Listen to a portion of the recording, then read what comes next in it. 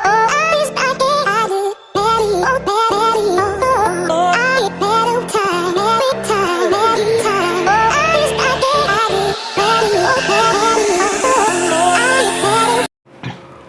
दोस्तों, स्वागत है पॉलिटिकल स्टडीज़ पे। मैं हूँ आर.के. सिंह एंड हम लोग स्टार्ट कर चुके थे बेसिक फिजिक्स का unit number 2 general properties of matter. ठीक है, तो इलास्टिसिटी को लेके डिस्कस कर रहे थे एंड आखिरी क्लास में हमारा कुछ टॉपिक जो है इलास्टिसिटी से रह गया था आज, जिसको हम डिस्कस करने वाले हैं एंड उसके साथ साथ कुछ न्यूमेरिकल को करेंगे। देन उसके बाद हम इलास्टिसिटी टॉपिक को कर देंगे ख़त्म। ठीक है, तो आज का इस क्लास पे हम लोग डिस्कस करने वाले हैं बचे खुचे टॉपिक को एंड उसके साथ साथ न्यूमेरिकल। ठीक है, तो क्लास स्टार्ट करने से पहले अगर आप चैनल पर नए हैं तो चैनल को जरूर सब्सक्राइब कीजिएगा। क्लासेस अच्छा लग रहा है तो लाइक करना मत भूलिए एंड शेयर तो जरूर करना है। ठीक है, चलो आज का क्लास करते हैं शुरू। अभी पहला टॉपिक आज जो हम डिस्कस करने वाले हैं, देखो ये है फोर्स कांस्टेंट ऑफ स्प्रिंग। ठीक है, फोर्स कांस्टेंट ऑफ स्प्रिंग। तो स्प्रिंग का फोर्स कांस्टेंट हम देखने वाले हैं आज।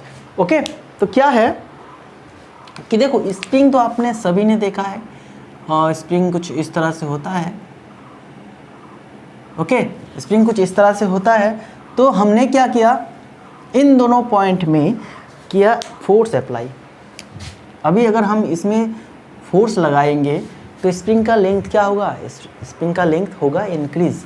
ओके, ये अगर आपका इनिशियल लेंथ है, ठीक है, फोर्स लगाने के बाद ये तो इंक्रीज होने वाला है। ओके, लेकिन जब हम फोर्स को रिमूव कर देंगे, फोर्स को अप्लाई करना बंद कर देंगे या फिर छोड़ देंगे फोर्स को, तो ये स्प्रिंग क्या होगा, अपने आप अपने ओरिजिनल शेप पे आ जाएगा। ओके, तो यही घटना को हम देख लेते हैं कि देखो हमें हुक्स लॉ से पता चल चुका है, हुक्स लॉ से हमें पता चल चुका है, from Hooke's law we know क्या है, हमें ये पता चल चुका है लोड, या फिर आप फोर्स भी लिख सकते हैं। ठीक है, चलो इसको फोर्स भी लिख देते हैं। फोर्स प्रोपोर्शनल टू क्या है, स्ट्रेन है। ओके, अगर फोर्स ज़्यादा होता है तो स्ट्रेन भी ज़्यादा आएगा। ओके, फोर्स अगर कम है तो स्ट्रेन भी कम आएगा। ओके, ठीक है, अगर हम यहाँ पे ज़्यादा फोर्स लगाते हैं या फिर ज़्यादा लोड लगाते हैं तो स्ट्रेन मतलब इसका लेंथ इंक्रीज कितना होगा, ज़्यादा होगा। ओके, तो ये force is directly proportional to strain, ये हमें हुक्स लॉ से पता चल चुका है। ओके, अभी देखो अभी क्या है, हमने यहाँ पे फोर्स लगाया कितना, एक्स फोर्स लगाया, एफ फोर्स लगाया। ठीक है, ये प्रोपोर्शनल टू होगा क्या, स्ट्रेन। अभी देखो यहाँ पे हमने मान लिया कि यहाँ पे इंक्रीज हो रहा है एक्स। ओके, एक्स आपका इलोंगेशन है। ठीक है, एक्स इलोंगेशन मतलब इतना लेंथ इंक्रीज हो रहा है फोर्स लगाने के बाद। ओके, तो इसके साथ क्या होगा, प्रोपोर्शनल होगा। एंड इस साइन को हटाने के लिए हमें चाहिए एक कांस्टेंट। चलो स्मॉल के ले लेते हैं एंड हो गया ये आपका फॉर्मूला। ओके, तो ये जो हमने कांस्टेंट यहाँ पे लिया, इस कांस्टेंट को कहते हैं क्या कहते हैं बोलो, जिसके बारे में हम आज डिस्कस कर रहे हैं, स्प्रिंग कांस्टेंट। ओके, ठीक है,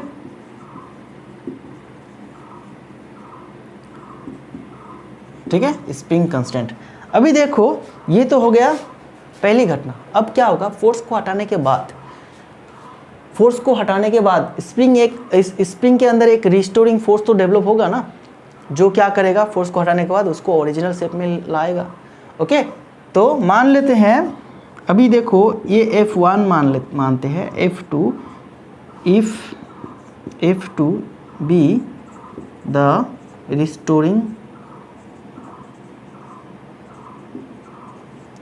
फोर्स बाय क्या, स्प्रिंग,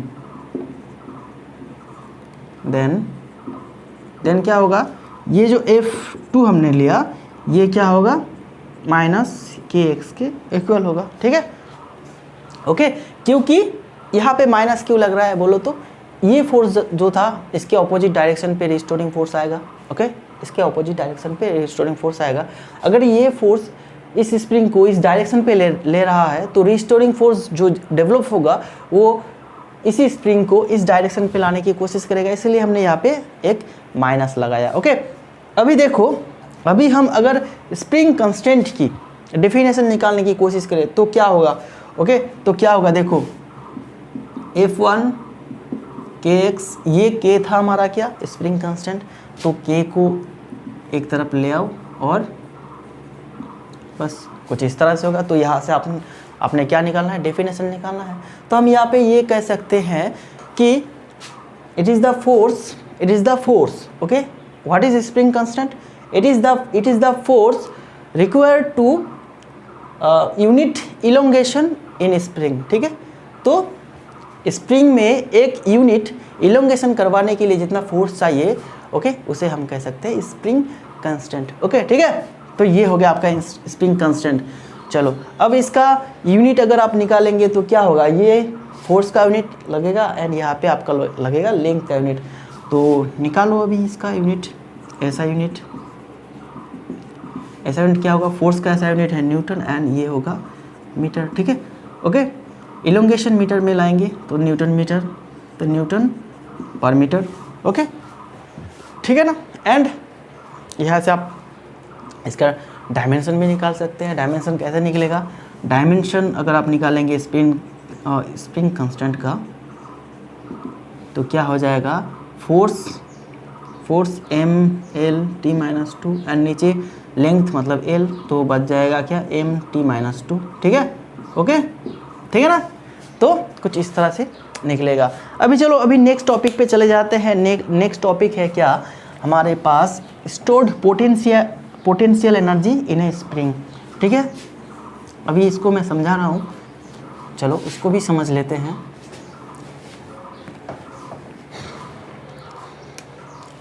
सेकंड टॉपिक आज का क्या है, stored potential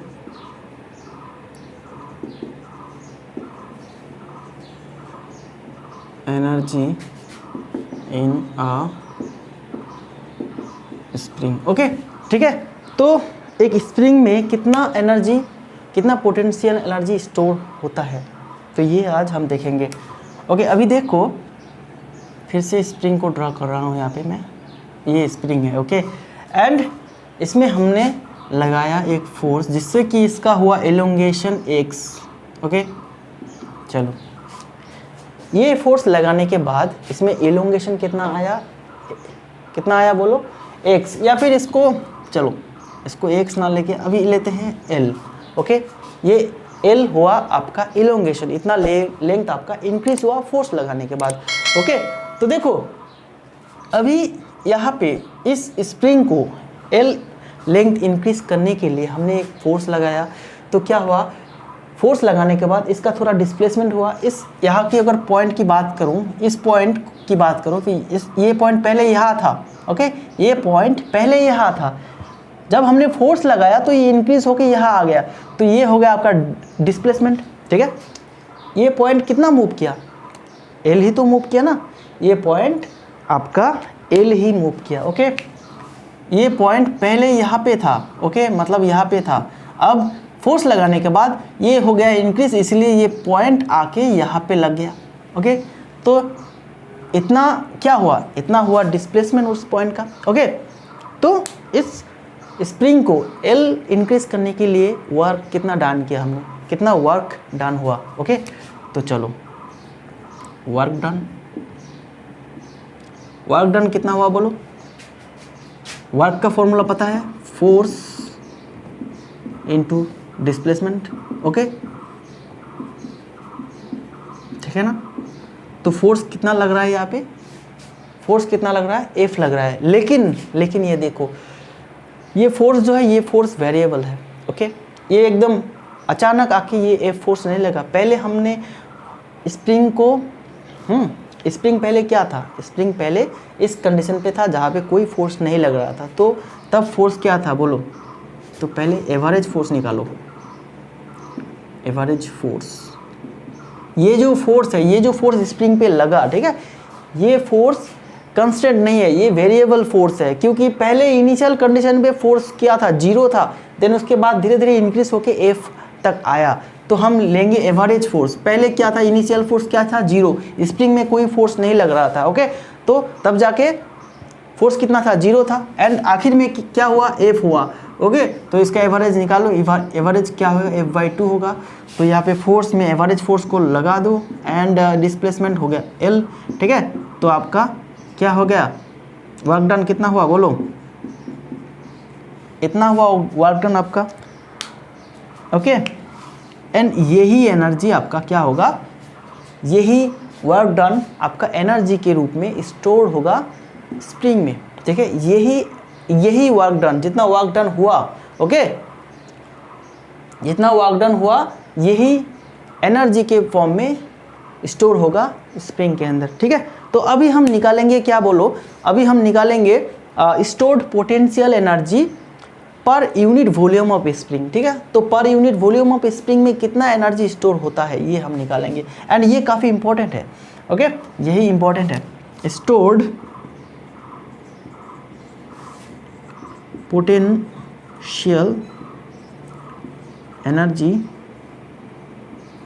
in potential energy per unit volume, ठीक है, energy per unit volume of spring, okay, ठीक है। तो स्प्रिंग के पर यूनिट वॉल्यूम में कितना पोटेंशियल एनर्जी स्टोर होता है, ये काफ़ी इंपॉर्टेंट है आपके लिए, ओके। तो देखो हमने इसको एनर्जी को यू आकार में रखा, ठीक है, यू के, तो ये क्या होगा, वर्क डन पर वॉल्यूम, ठीक है, वर्क डन पर वॉल्यूम, ओके, ठीक है ना। तो वर्क डन कितना हुआ था हमारा, half F L, okay, and volume मतलब क्या है बोलो तो एरिया इंटू लेंथ, या फिर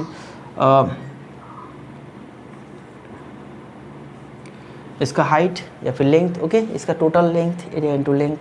तो क्या हो जाएगा, देखो अभी इसको अगर सिंप्लीफाई करेंगे, दिख रहा है आपको, ठीक है, सिंप्लीफाई करेंगे तो 1/2 आ जाएगा आपका F/A आ जाएगा इंटू L/L आ जाएगा, ओके। तो देखो यहाँ से हमें क्या मिल रहा है, हाफ तो मिलेगा ही, U इजिकल टू हाफ तो मिलेगा ही, एंड F/A, F मतलब फोर्स, A मतलब एरिया, तो फोर्स बाई एरिया क्या था आपका, स्ट्रेस था, ठीक है। तो ये हो गया आपका स्ट्रेस, एंड यहाँ पे क्या था, ये L क्या लिया था हमने, ये L लिया था इन एलोंगेशन, ठीक है, यही L क्या हुआ था, चेंज हुआ था हमारा, ठीक है, यही L लेंथ इंक्रीज हुआ था, स्मॉल l, ओके, एंड नीचे कैपिटल L क्या था, कैपिटल L मतलब टोटल स्प्रिंग का लेंथ, ओके। तो change in length upon original length, ये क्या हो गया, ये हो गया आपका स्ट्रेन, ओके। तो अब आपको ये पूछा जा सकता है कि stored potential energy per unit volume in a spring is equal to half into stress into strain, ये आपको प्रूव करने के लिए पूछा जा सकता है, ओके, ये आपको प्रूव करने के लिए पूछा जा सकता है एग्जाम में, ओके, ठीक है ना। तो आपको ये प्रोसेस आना चाहिए, कहाँ से, बिल्कुल यहाँ से आपको ये पूरा प्रोसेस आपको लिखना होगा तब, ओके। पहले तो आपको क्या निकालना है, वर्क डन निकालना है, वर्क डन आपने ये निकाला, एंड इसके बाद आपने क्या निकालना है, stored potential energy per unit volume of spring, okay, and बिल्कुल इसी तरह से आपको निकालना है, एंड आपको आपके आखिर में क्या मिलेगा, आपको ये मिलेगा, ओके, एंड ये आपको प्रूव करने के लिए पूछा जा सकता है, ठीक है। चलो अभी ये हो गया हमारा जो टॉपिक रह गया था इलास्टिसिटी से, ये हो गया ख़त्म। अब हम करेंगे कुछ न्यूमेरिकल, ओके, ये इलास्टिसिटी के ऊपर बेस कुछ न्यूमेरिकल, ओके, ठीक है। चलो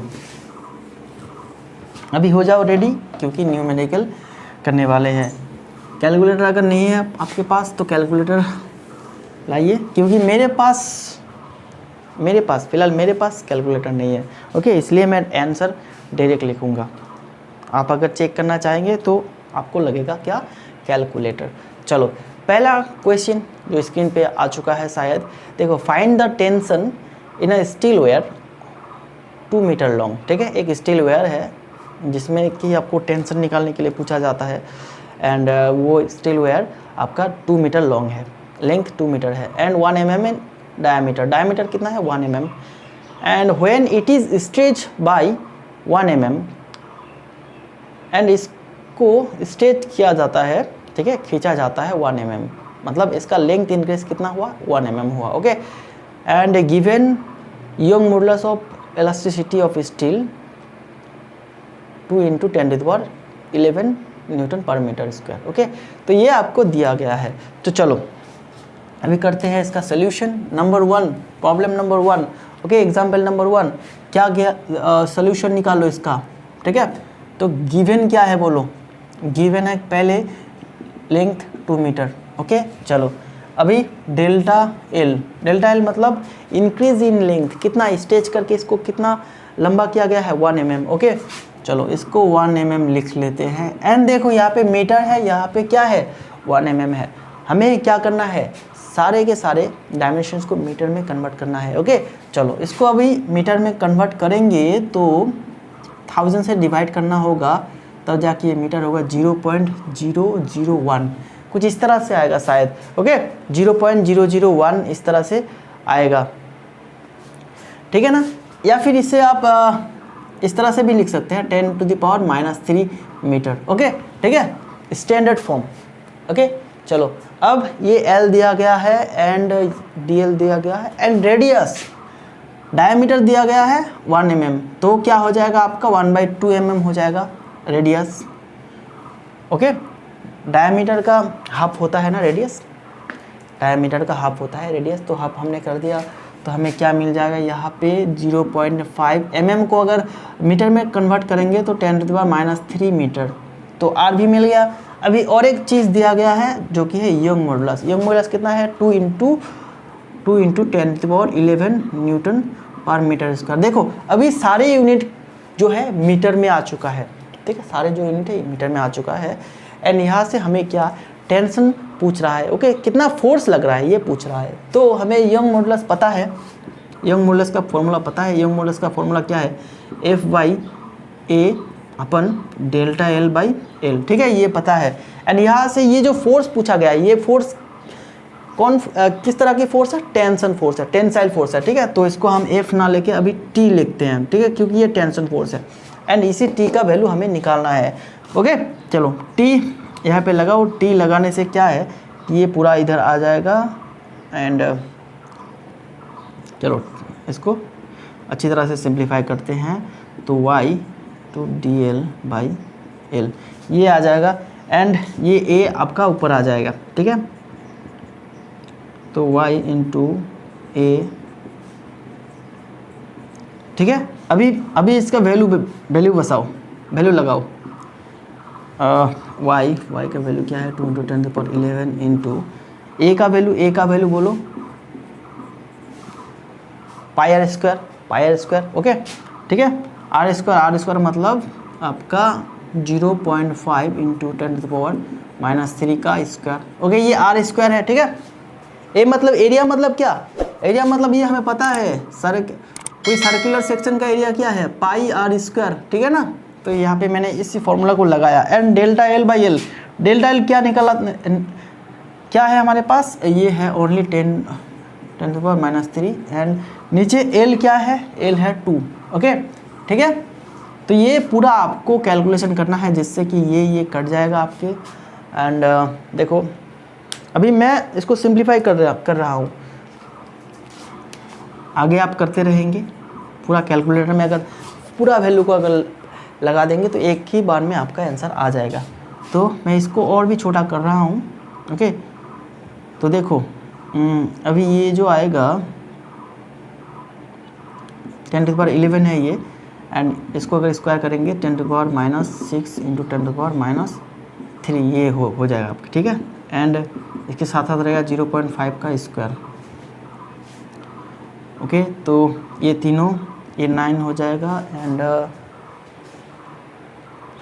10⁻², तो कुछ इस तरह से आएगा आपका 10⁻² × 0.5 का स्क्वायर। ओके, ठीक है ना, तो कुछ इस तरह से आएगा। एंड ओवरऑल आंसर लिख रहा हूँ, आंसर कुछ इस तरह से आएगा। आंसर कितना है इस क्वेश्चन का, क्वेश्चन कहा गया, क्वेश्चन आपका कहा गया इसका, तो कुछ इस तरह से आता है 78.5 न्यूटन लगभग इसके पास आता है। ओके, अप्रोक्स,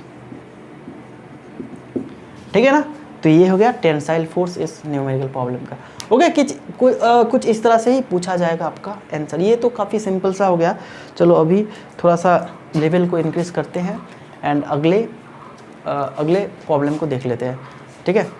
नेक्स्ट एग्जांपल देखो, स्क्रीन पे आ रहा है शायद। If young modulus of elasticity of steel be 2 × 10⁻11, what mass will elongate a steel wire 100 cm in length and 0.2 cm in diameter through 2.5 cm, ठीक है। तो देखो पूछा गया है ये कि कितना मास है, अगर किसी भी स्टील वायर पे अगर हम यहाँ से सेलिंग से एक स्टील वायर को लगा दें यहाँ पे एंड यहाँ पे कुछ मास लगा दें, ओके, तो ये क्या होगा, इसमें एक टेंसाइल फोर्स आएगा, ओके, टेंसाइल फोर्स आएगा, ओके। तो ये मास कितना होना चाहिए ताकि ये जो 100 सेंटीमीटर का जो वायर है इसमें कितना आएगा, 2.5 सेंटीमीटर इंक्रीज आएगा, ठीक है, मतलब डेल्टा एल 2.5 आएगा, ओके। चलो इस न्यूमेरिकल को करते हैं सॉल्व, ऐसे नहीं होगा, एकदम शुरू से सॉल्व करते हैं तब जाके बात समझ में आएगा।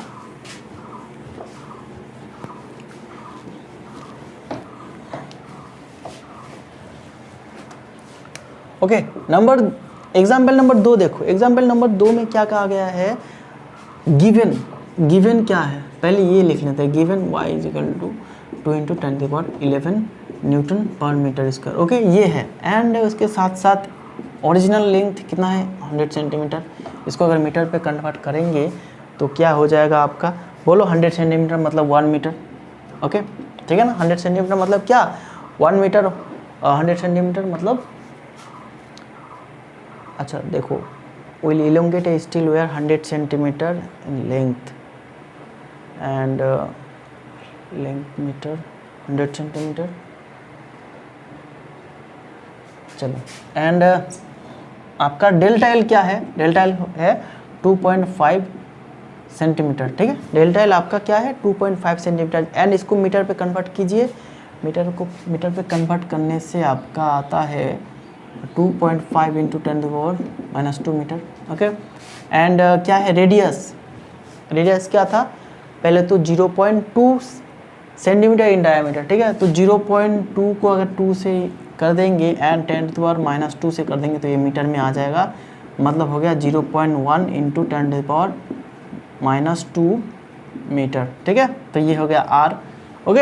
अभी आपको क्या करना है, अभी आपको यंग मॉडुलस दिया गया है तो यंग मॉडुलस का फॉर्मूला लगाएंगे। यहाँ पे यंग मॉडुलस का फॉर्मूला क्या है, F/A डेल्टा L/L, ठीक है।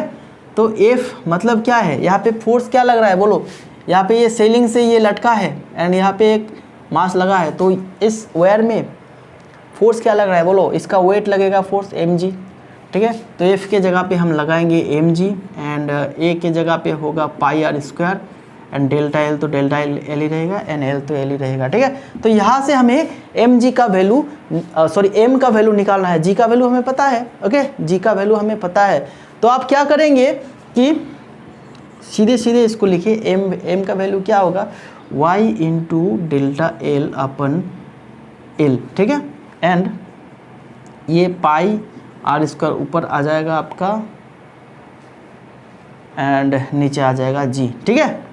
तो यहाँ पे अगर आप पूरा सारे वैल्यू को लगाएंगे, यहाँ पे सारे वैल्यू, ठीक है, तो एंड g का वैल्यू आपको पता है, g का वैल्यू 9.81, ठीक है, मीटर पर सेकंड स्क्वायर, ओके, ठीक है ना।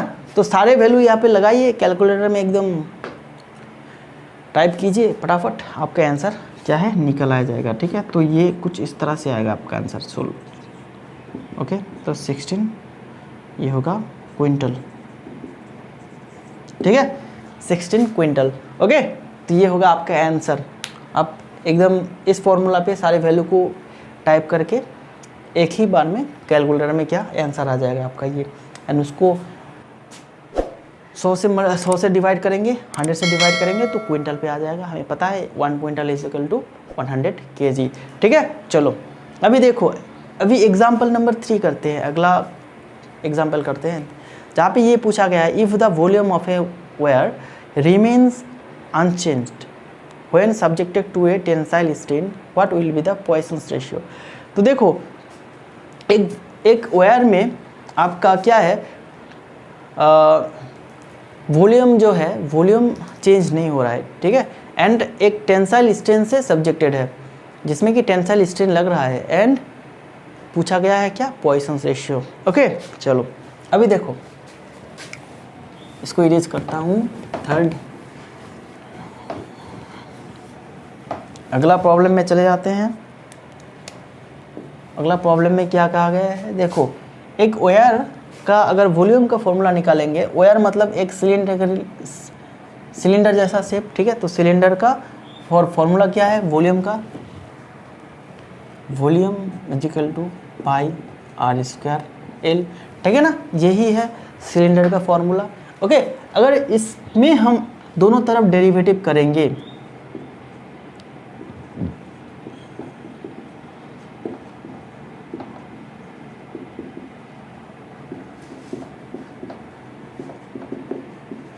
तो हमें क्या मिलेगा बोलो, delta V upon V, and pi तो कंस्टेंट है आपका, ठीक है, पाई कंस्टेंट है तो इसके लिए कोई भी नहीं आएगा, कोई कुछ भी नहीं आएगा, एंड ये 2 आएगा सामने, डी प्लस क्या होगा, ओके तो कुछ इस तरह से आएगा आपको। ओके ठीक है, एंड अगर क्वेश्चन में देखो, क्वेश्चन में ये पूछा गया है, ये जो वॉल्यूम है वॉल्यूम अनचेंज होता है, तो मतलब डीवी मतलब ही तो चेंज इन वॉल्यूम है ना, चेंज इन वॉल्यूम। ओके तो ये है 0, तो dv बाई वी क्या हो जाएगा, सॉरी dv बाई वी भी हो जाएगा 0, तो ये हो गया आपका 0, एंड यहाँ पे देखो 2dr r plus dl by l रह गया आपका।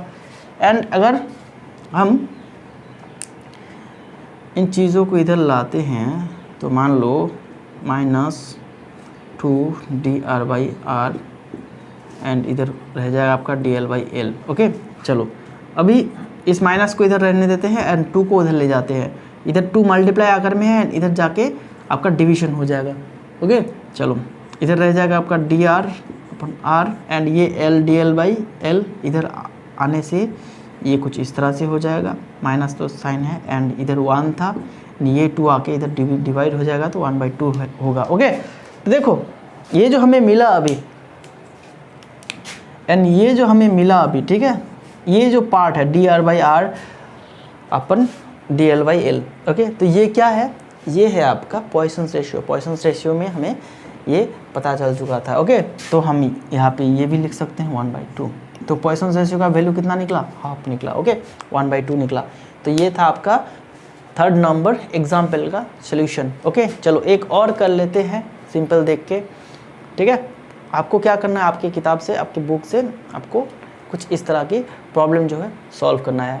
एंड मैं पूरा जब सब्जेक्ट से ख़त्म हो जाएगा ना, पूरा सब्जेक्ट जब हम कवर कर लेंगे पूरा सिलेबस, तब जाके हम प्रैक्टिस क्लासेस करेंगे, तब जाके हम MCQs करेंगे, कुछ SAQs करेंगे, एंड कुछ आपका न्यूमेरिकल प्रॉब्लम्स करेंगे, ठीक है।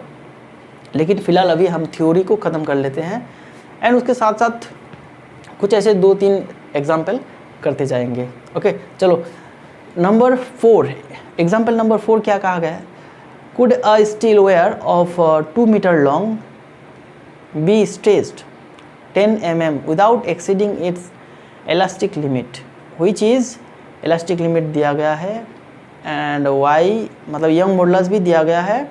Okay show by mathematical calculation, तो मैथमेटिकल कैलकुलेशन से ये हमें दिखाना है। ओके अब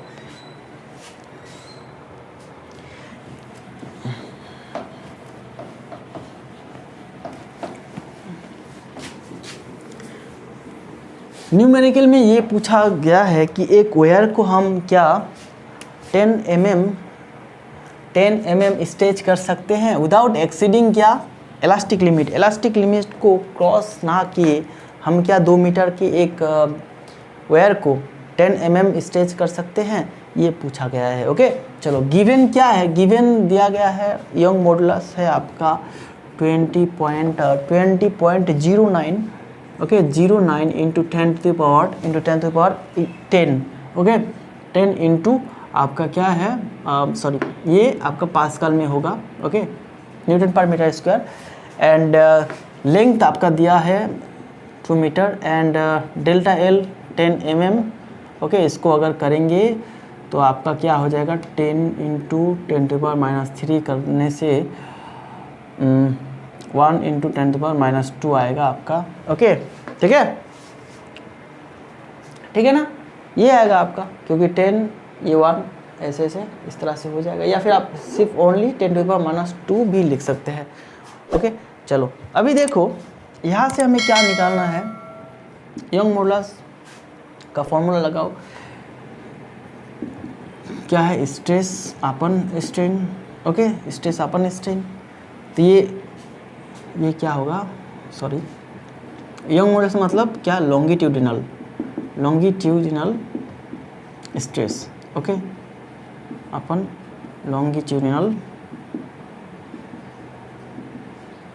स्ट्रेन, ओके ठीक है ना। तो ये है, तो हमें क्या पूछा गया, स्ट्रेस, तो पहले स्ट्रेस को निकालते हैं।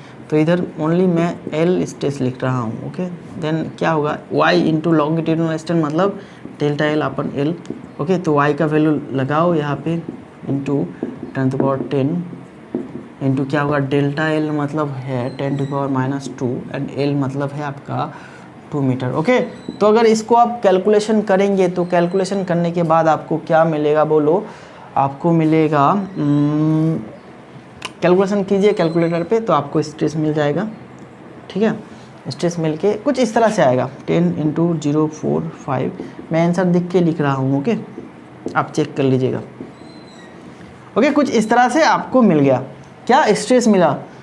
एंड ये स्ट्रेस जो इलास्टिक लिमिट दिया गया था 8.26 इंटू 10⁸ पास्कल, ठीक है जो कि प्रॉब्लम में ऑलरेडी मेंशन किया गया है, ओके 8.26। तो इस ये जो वैल्यू मिला, ये वैल्यू